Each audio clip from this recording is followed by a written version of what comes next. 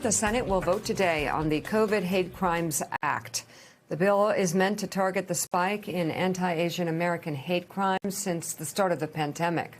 Senate Majority Leader Chuck Schumer said there will be votes on 3 Republican amendments before a final tally on the bill this afternoon.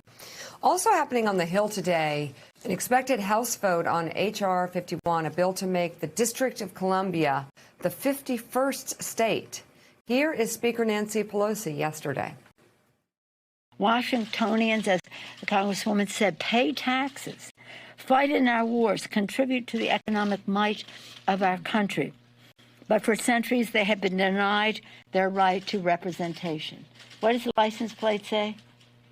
Taxation without representation is one of the manifestations.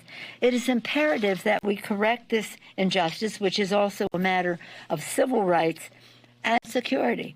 As last summer's protests in the January 6th insurrection made clear, D.C. must be empowered to protect its people. If District of Columbia were a state, the chief executive would have been able to call out the National Guard.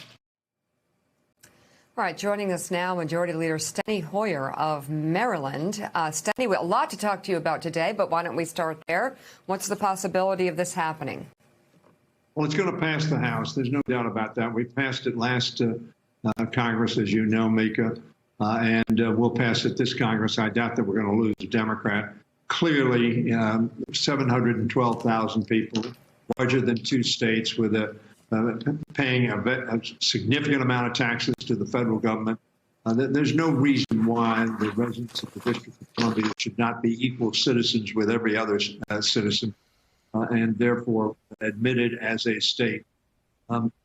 We all know that the problem is going to be when it gets to the United States Senate, it's going to need 60 votes. We all know that one of the things that the United States Senate, particularly the Republican Party, is very concerned about is anybody having additional 2 senators from a jurisdiction or a state that may elect Democrats. I don't think it's a principled, I think it's a political opposition. There is no principled reason why the residents of the District of Columbia should not have a voting member in the parliament of their country, as every other free nation in the world has. Only America has its nation's capital unrepresented by a voting member in its parliament, in our case, the Congress of the United States. So I am hopeful, however, that we have a different situation than we had last Congress. First of all, we have a majority leader, Chuck, who's for this. Secondly, we have a president of the United States who's for this and has said he will sign it. So the only impediment is having the number of Senate Republicans vote on principle as opposed to voting on politics. Having said that, we all know that historically states have been admitted very much on political rationale rather than a principled rationale.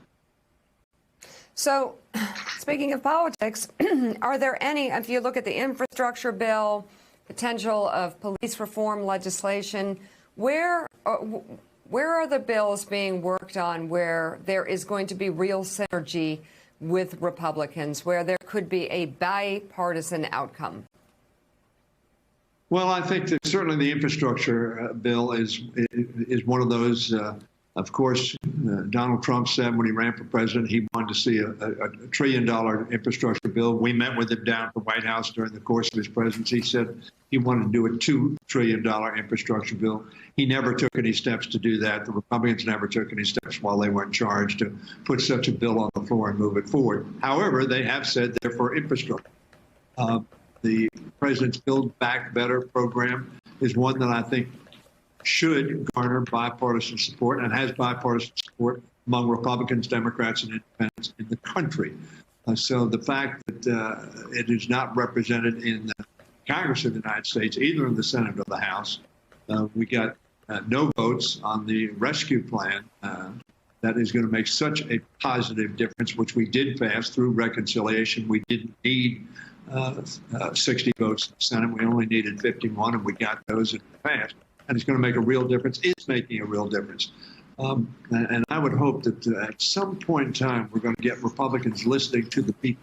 Because the bills that we've passed, including the Justice and Policing Act, H.R. 1, political reform, redistricting reform, voting rights reform, are supported by an overwhelming majority of the American people.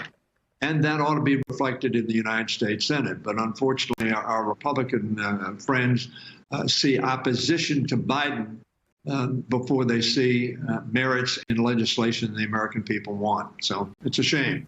But that's the reality. On Justice and Policing Act, clearly, I think Senator Booker is trying to work with Senator Scott, Republican from South Carolina, to try to come up with a compromise.